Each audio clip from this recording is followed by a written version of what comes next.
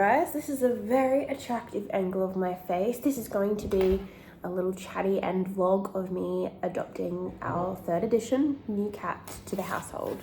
Thank you, Rupert. Did you hear the word cat and thought, yes, she's talking about me? Can you see him? You see his fluff and you're gonna show your face? No, you just want to block my light so that I look ugly without the light. Thank you. Thank you, Rupert. So in case you're new around here, I already have two ginger boys, Rupert, our rude interrupter, with the one eye, and also Tommy. I did have a third cat, Freddie, who passed away in December. So it's been close-ish to a year now since he passed. And, you know, it was all very public, my mourning of him. I had a lot of videos up about what had happened, and it really shook me. It really shook me. It was one of the hardest things that I have been through. Now I'm at a point where I feel like I've left it enough time that he's not going to feel, if he's up there somewhere, that he is being replaced.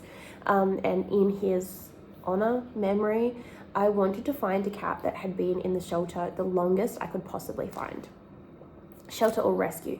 So essentially, I looked around a little bit, AWLQ, RSPCA, that kind of thing, Redcliffe Peninsula Animal Aid.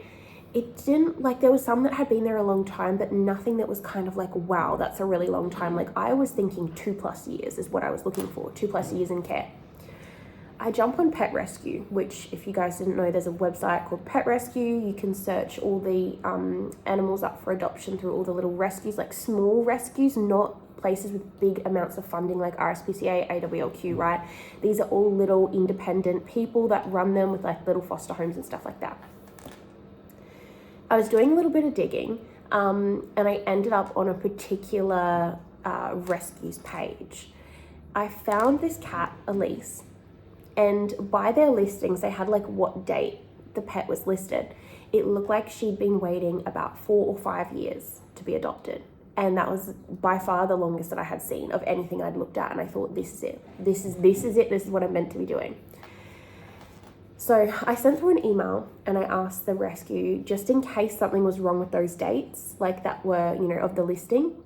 I said, could you let me know what pets have been in your care the longest? Because that's kind of what I would like to do. Like, I've lost my cat almost a year ago, and I feel that he would want me to do this, to find the cat that's been in the care the longest. They responded with Elise, and also 2 other bonded pairs that have been there. One's been there 2 years less and another 2 years less than that, but still a long time. But Elise was the longest, like the cat waiting the longest to be adopted out of the whole rescue. And it wasn't just 4 or 5 years. That was actually when they made that website and listed her on it. So she's actually been in their care for 10 years. What we know so far is that she was caught. She was a feral cat. She was caught behind a red rooster when she was about 6, 7, 8 months old. And they trapped her and, you know, did all her vet work and put her into a foster home. Now, she was skittish and timid and originally quite aggressive with humans because obviously somebody had hurt her at some point in her life. And that is completely understandable. You know, we've got to put ourselves in her shoes. She doesn't understand what we are, that we're there to help her, right? And a human has hurt her before, so of course she doesn't like us. Over time in foster care, she's gotten to a point where she's no longer aggressive at all. She doesn't bite, she doesn't attack, nothing like that, but she runs away. She doesn't want people approaching her. She wants the freedom to approach them, which makes perfect sense to me. That rescue required me to go and do a meet and greet, which I have done, I think about 3 weeks ago. I went to the foster carer's home. I met Elise. She didn't really want much to do with me. She was watching me though. And I got to pat her once before she took off like lightning speed, like zoom. And then I had to submit all my application. They, you know, wanted the lease and things like that to where I'm staying, and all that kind of thing. So I've done all of that. And I got a message yesterday saying that I was approved, and that I could pay the adoption fee, which I have done. And then I'll be able to pick her up on the 30th, which as of filming this, it's the 27th, I think. So in a few days, I'll be able to go and collect Elise. Now, I'm really excited about this. What they want to do is do the handover at the vet because of her skittish nature. They're a bit worried that they will struggle to get her into the carrier for me to take her a couple of days later because she'll be pissed off that she was at the vet, which makes sense. So I'm going to pick her up from the vet. I do have a booking later that day, but it's really early in the morning, like hours I would normally just been going to sleep, but we're going to do it for Elise. They've advised that she has her own room and everything like that. They've walked me through what to do. That's pretty much an update of where we're up to now. She's been paid for, but yes, I will continue on this little like vlog once we have her, when I'm going to pick her up, because yeah, I kind of want to share this with you guys. I think it's really cool to be able to document her journey. Let me show you him a bit better. Look at this one eye. I don't know how he's gonna feel about having a sister. My cats do like other cats, so I think we'll be okay. They'll probably be a little bit territorial for a couple of days, which is normal. But yes, I guess you guys will see when we get her. I'm currently in my office workroom because Elise is in here and met the foster carer at the vet to pick her up. She's been here. I got her yesterday morning. I had to pull an all-nighter because they wanted me to pick her up at 9:20. I normally go to sleep at about 5 or 6 in the morning because I work nights, so my sleep schedule is like that of a stripper pretty much. Because you know, it's an after dark job. Anyway, we have her in here. Now, it's been, what does that mean? It's been about like 36 hours since I've had her, and they pretty much said to try to leave her alone in her own space for the first while, which is exactly what I've been doing. I'm going to show you guys around her room a little bit, and then I will try and get a clip of her. She's terrified. I do have a clip of her eating a treat, which I might include in here. It's probably going to be filmed the wrong way, so like vertical, but I'll put it in because, you know, that's probably the best glimpse of her you're going to get. Anyway, I'm going to show you the room that I've set up, and I'm going to try to film a little clip of her looking cranky. Here is my very fashionable outfit, and this is a little light I've been using to film my videos. It makes my face look prettier, but I mean, we're just going to leave it on for now. Anyway, this is what the room is looking like. So I was laying up here before. We'll get into what I've been doing in here later. Her little litter, and all her food and stuff I've had to sort of put under the bed because otherwise she's not eating. So we have her water bowl there, and I'm not sure if you can see, but the yellow bowl back here, that is her food. Now, can we see her from this angle at all? I don't think so. I'm gonna try to find where she is. Hiding under there. I was kind of standing up and looking down trying to see on the camera. Now I'm laying on the floor so I can get a little clip, but that is her there. Yeah, she's absolutely terrified. I don't really think I'm going to be able to get any better footage of her in this, just because when you get close to her, she does get quite frustrated. I will try to get a clip from the side. If not, I'm going to include the video of her eating that I got earlier, because, you know, that's going to be the best I can do. So hard because I don't want to make her more angry. You can just see her nose there. That's probably really the best I can do without upsetting her. But yes, I'll insert the clip of her eating earlier.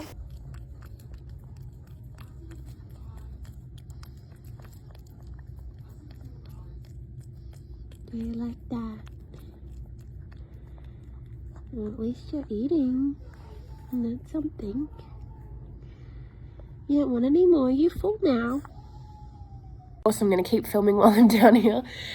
So yeah, they said they're expecting her to hide for a few days. Apparently she normally does this kind of thing for 2 or 3 days, even with her foster carer, after having been at the vet, because that is where I picked her up from the vet, and like she'd had a vaccination and everything like that. So I guess it's made it even worse for her. They did let me know at the vet that she has almost $1,500 worth of dental work that needs to be done, which is a lot, but you know, given my financial position, that's not really a major drama, but to the average person that would be a hell of a lot of money, especially with the, you know, the state of the economy right now. So the shelter would normally cover that kind of thing and then let you take the cat after they had all that sort of stuff done, but it doesn't really seem right to me to like be there at the vet and be like, oh no, like, you know, you guys can spend this $1,400 that needs to be spent on her teeth when I'm in the financial position that I am. Like, I just feel like that's really icky to be forcing this rescue to pay the cost of like helping your cat, like the cat that's going to be yours. Just seemed really weird. So anyway, I have let the shelter know that I will be covering those costs myself. I did also pay for her vet appointment yesterday, so the vaccination and the checkup itself, I paid for all of that. It was at shelter rates though, so it was only like $70 or something, so yeah, next to nothing. If you're someone looking to adopt, generally, like, your adoption fees will include any vet work that's outstanding or anything that needs to be done for that cat. And that is their policy, but I just didn't feel right about having them pay for it, so I offered to. Now, as for her teeth needing to be, so she's got, they think it's 2 that need to be extracted. And she also needs like a polished scale and some bloods done. It's easier to just do the bloods while she's groggy and under. But her foster carer has said, if possible, we should probably wait a couple weeks before we do that to her, just because she's in this state, as you guys have seen from these clips. Like, she's very distressed. It's like, if you try to reach in and pat her, she'll hiss at you. The last thing that I want to do is like traumatize her more by pushing her when she's already just trying to get settled in here. So if it can hold off for 2 weeks, 3 weeks, then I will do that for her benefit. But yeah, I think that's pretty much most of what I have to say. Foster carer has advised that if we're still having no progress and she's not coming out, to get a hot chook and like feed her little bits of the hot chicken, which I will try. If there's no progress by tomorrow night, then I will get a hot chook. I'm hoping by Thursday she will at least come out of this room, even if she wants nothing to do with me. That would be great, but I may be pushing it and may not be possible. So yeah, we're just being patient with her. It's going to be a long journey. And yeah, I feel bad for her, because I know that if she's acting like this, it's really scary and it's really bad. But all we can do is just be patient and just hope it's all going to work out. This off, I should also include, I haven't fully let the cats in. They've been in, but with me holding them, because I'm just a little bit worried about them chasing her or anything. My cats are friendly, but I'm just paranoid with her in that state. Tommy looked like he wanted to sniff her, and Rupert the first time automatically seemed like he wanted to be friends, but then the second time I brought him in and just had him here, like he wasn't allowed underneath it, he hissed and I smacked him, because that's really naughty. So yeah, we're just gonna wait a couple of days before we introduce the cats. She likes cats, my cats do like other cats. The issue is just they're a little bit territorial, because this is their house, so of course they're not going to be best friends like straight away. It might take a few days or like a week or something, but yes, that's pretty much all I have to yap about here. I can see all the foundation is missing from the sides of my nose, because I've been a bit sick and like, anyway. Hope you guys have enjoyed this. I need to head to the gym, and yeah, fun. I was going to end the video there, but it's now about 2 days later. So that day after I filmed the last clip, like late at night, we're talking like midnight, 1 a.m. I was in there, so I was essentially like laying on the floor, kind of like I was in that clip, but playing my Switch or like watching something on my laptop or answering work messages, but just really quiet activities in that room with her. Thank you, Rupert. And so eventually, by the end of the night, I managed to get quite a good pat from her. I'm going to insert a couple of clips here of what happened like that night, like our progress. I was really impressed. Like, I was shocked that kind of happened that quickly. And I also then the following day, which is yesterday now, I opened up her room, which is open as I'm speaking to you now. She's still under the bed, but I did catch her coming out of there. And as for the boys, there was absolutely no more hissing besides that one hiss Rupert had done that I mentioned in the last clips. They've been letting her like run past them. They literally just watch her. They're like their little faces are like, huh? But they're not fighting or anything, which has been really great. I even left that door open today. I went out for 2 hours and no drama at all. So yeah, that's been really great. That's just a little update. I'm going to insert those clips here. I don't want to yap too much, but yes.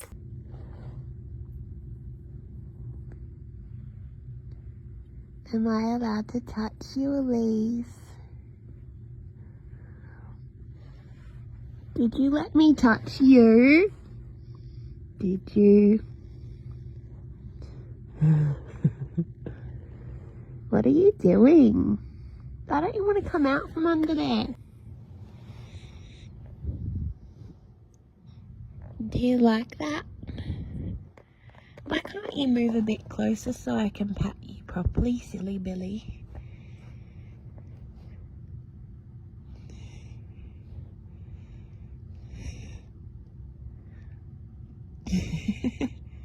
What are you doing, Elise?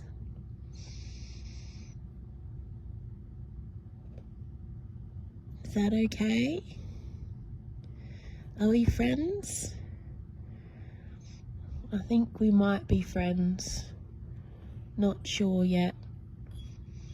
Why do you have to be so far away? I can't get you properly.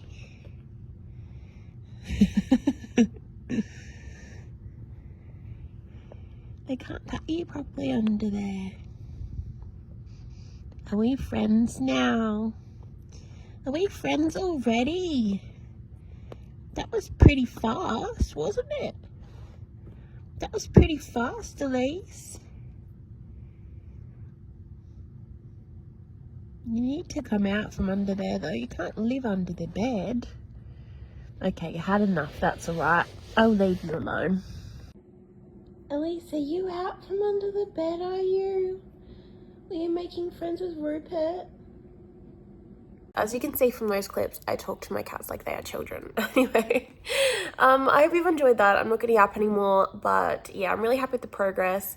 The hot chook hasn't really worked. She didn't really come out, but I did try. So we will see. I mean, I think for the amount of time I've had her, this is a lot faster than what I was expecting the progress to be. So yes, anyway, I need to get ready for work, but I hope you guys have enjoyed.